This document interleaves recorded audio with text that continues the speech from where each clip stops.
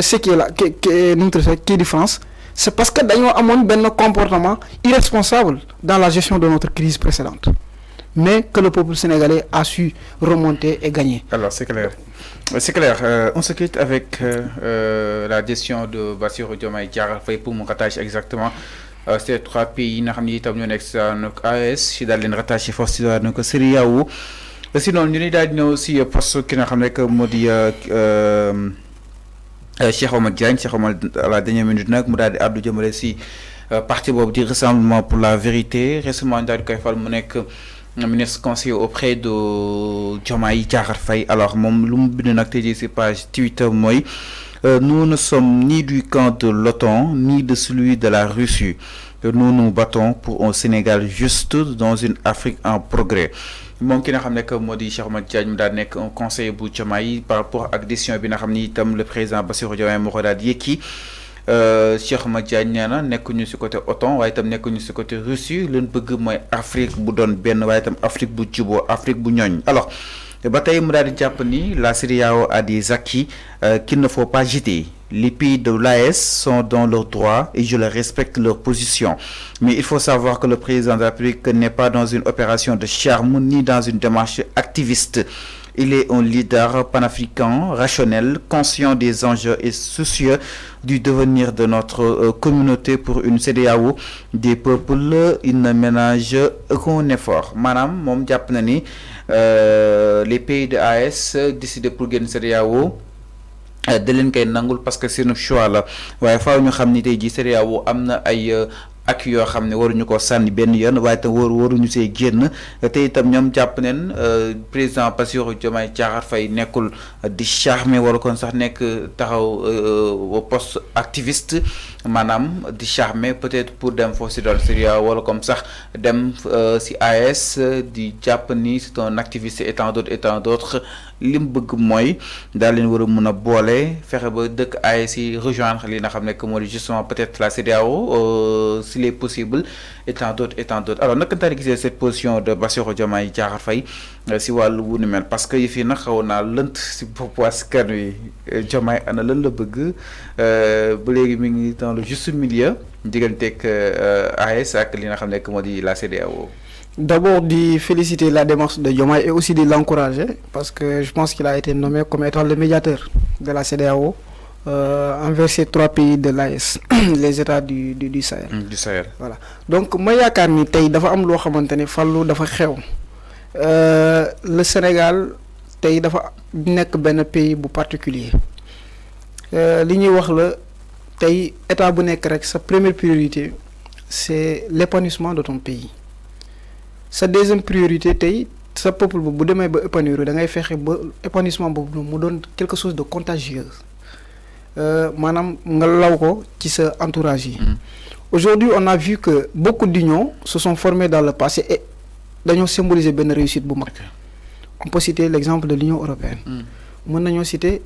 sax au-delà même de l'Union européenne mieux encore les États-Unis d'Amérique ainsi de suite parce que union la au début c'était pas 54 États. Voilà donc ñu gis ne tey nu mu tudd sax le monde d'aujourd'hui appartient à ceux qui s'unissent union boo dem dafa am faiblesse am ma yaakaar ni les États du Sahel seen démarche bi c'était une démarche que l'on pouvait comprendre parce que ils étaient attaqués de tous bords demoon nañ ba wax ne sax dañuy def intervention militaire ñun ñëpp a ko ñaawlu woon sénégalais yëpp donc ñoom à un moment il leur fallait s'unir pour survivre loolu mën nañ leen ko nangul. Mais Diomaye aussi Mali ak Guinée. Okay. Mais dafa am benn moment aussi loo xamante ne xew na maanaam Sénégal dafa dem dañoo mener suñu révolution à l'interne benn état jàppale wuñu nous nos questions de souveraineté nationale on les a combattues de façon souveraine mais il va aussi de notre devoir de tout faire pour que ñi nga xamante ne ñoo nekk suñu dëkkandoo ba tax na lépp loo xamante ne bokk nañ ko ñu mën koo saytu doxal ko ci yoon ce que Diomaye a dit c'était clair c'est que CEDEAO dafa am loo xamante ni war nañ ko mën a parfaire tout n'est pas parfait dans la CEDEAO Cheikh Oumar Diagne mu ngi ko déggal ci kiyam ci publication bi nee na dañoo war a conserver les acquis de la CEDEAO les acquis c'est quoi c'est que dem nañ ba des pays se sont assis sur une table waxtaan nañ d'accord nañ ñun ñu ne dañuy ànd loolu c'est un acquis képp koo xamante ne xamoon na la politique de la colonisation d'hier, surtout de la France. Ils ont tout fait pour balkaniser l'Afrique, c'est-à-dire morceler l'Afrique ba tax ni état bu nekk day demal boppam. Ça a été Senghor ak li ñu ko mënta wax loolu rek. Loolu denoon na bataille de chevalam. Tout faire pour que l'Afrique puisse être un état fédéral. Mais loolu xañ nañu ko. Mais on a réussi à mettre en place une organisation. On a réussi à lever une armée pour défendre même une démocratie qu'est la Gambie. La mission est toujours en cours. Je pense que les États du Sahel dañoo war a xool lépp loo xamante ni ça ne va pas ci CEDEAO ñi réformer ko parce que nous tous demoon nañ dañuy naan CEDEAO c'était devenu un club des présidents ay njiit yoo xamante li ñuy def dara méngoo ci ak seen aspiration peuple. Par exemple un Sénégal qui soutient un Sénégal qui va dire que on va pas exclure des interventions militaires alors que l'écrasante majorité des Sénégalais ne sont pas d'accord sur ces interventions-là. Donc en réalité ce n'est que des décisions des leaders. Mais tey gis nañ ne les leaders sont en train d'être renouvelés. Gis nañ ne tey il est possible de reconstruire une nouvelle CEDEAO boo xamante ne communautairement on sera plus forte mais dañoo am beneen défi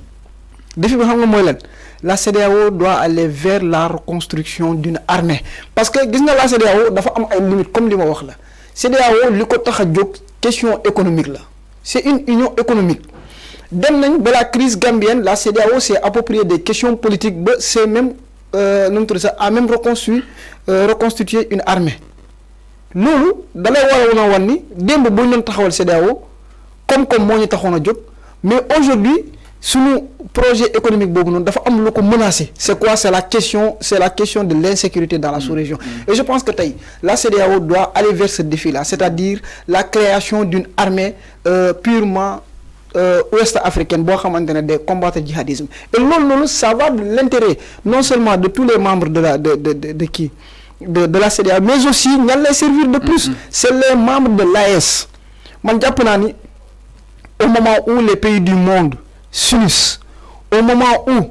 la Chine cherche à reconquérir ces territoires en l'occurrence la Taïwan et autres juste pour mën a yokk sa surface mën a yokk ta population de consommation parce que aussi économiquement c'est ça aussi la population c'est benn agrégat de consommation la yow waroo nekk dans une posture de division on a compris leur départ parce qu'ils étaient dans le mécontentement et il leur fallait s'organiser pour survivre mais les temps ont changé les leaders sont en train d'être renouvelés et je pense qu'aujourd'hui l'organisation de la nouvelle CEDEAO va servir plus ces États de l'AES parce que li ma gis mooy que ni on va aller vers la création d'une armée boo xamante ne seen spécialité lenn lay doon c'est de combattre le djihadisme donc man je pense que foofu noonu Diomaye est dans sa posture maintenant Fallou dafa am loo xamante ne lu ndaw rek lu ma bëgg a corriger ci loolu foofu noonu on a vu beaucoup d'activistes samay mbokk yi surtout de la sous-région qui attaquent Diomaye de tous bords ñii di daan dem na France pour rencontrer Emmanuel Macron loolu c'est archi faux. C'était la France 24 qui a fait une publication dire que Emmanuel Macron va accorder un entretien au Sénégalais waxuñ sax au président Diomaye au Sénégalais Diomaye la RTS ak ma kontaan ci réplique boobu noonu ñu ne Diomaye dem na ci benn en tout cas benn sommet sur le vaccin c'était ça la réalité et par l'occasion il va accorder un entretien xam nga nan lañ wax au Français Emmanuel Macron donc loolu pour dent pour dent pour wax la ni Diomaye demul France pour dem rencontrer Emmanuel Macron dafa dem France dafa am loo xamante moo ko fa yóbbu et par l'occasion il s'est entretenu avec la France. Une visite officielle plutôt pour une occasion. loolu c'était une occasion c'est pas une visite officielle Diomaye c'est-à-dire les gens n'ont pas peur aujourd'hui d'assumer leur position. L'AES ñoom dañoo war a mën a xam ne eux ils sont dans un défi de sécurité certes ñun ñëpp dañoo nekk ci benn défi de sécurité. parce que mais aujourd'hui nous sommes xaw na leen jaaxal en fait. mais loolu jaaxal na xam nga ñoom c'est-à-dire ce qu'il faut comprendre c'est quoi c'est que aussi dafa am loo xam ne foog ñu xam ko l'AES est dirigé par des hommes de tenue qui viennent fraîchement du pouvoir qui n'ont aucune expérience politique. di leen jox Sonko ak démarche yi mu doon def. dañu jox yaakaar peut-être espoir que ni peut-être ñoom loolu soo leen jàpp. que ni mais xam nga ñoom lan lañ comprendre mi ngi seen côté. xaaral xam nga ñoom lan lañ comprendre la souveraineté le patriotisme ces deux éléments là n'excluent pas l'ouverture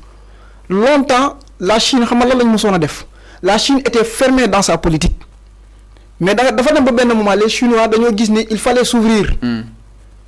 Comprendre nga parce que boo nangul ubbi sa politique tu risques de devenir archaïque tu risques de devenir dépassé yow les technologies dont tu as besoin da nga ko am AES ñoom ban technologie la ñoom léegi ñoom suba bu ñu bëggee seen technologie nañ ko créer ci biir AES il leur faut aller vers ceux qui ont ces technologies là te tey c'est quoi nous on n'a rien contre les peuples français on n'a rien contre les Français on a tout contre des politiques françaises qui nous asservissent loolu rek la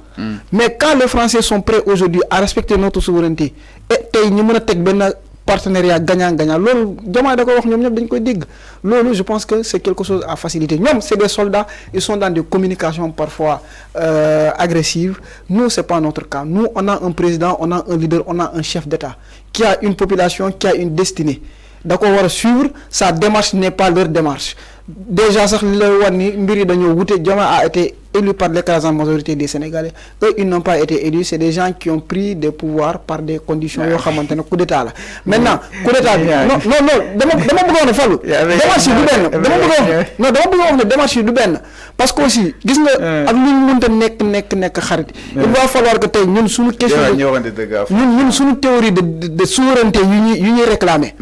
de la même manière que ñiy bañ les étrangers di mêler ci suñuy politique intérieure de cette même manière là on va pas accepter qu'aucun État de l'Afrique se mêle dans notre politique intérieure moo xam sax même les États du Sahel même les États de la CEDEAO personne ne doit se mettre dans la politique intérieure de notre pays parce que Sénégal musul jóg di naan benn État sa politique intérieure nii nga ko war a doxee kon kenn duñu wax ñun la ñuy yoxe suñu politique. Merci beaucoup Modou Niang ñu lay jaajëfal bu baax a baax ça a été un plaisir di waxtaan ak yow encore une fois.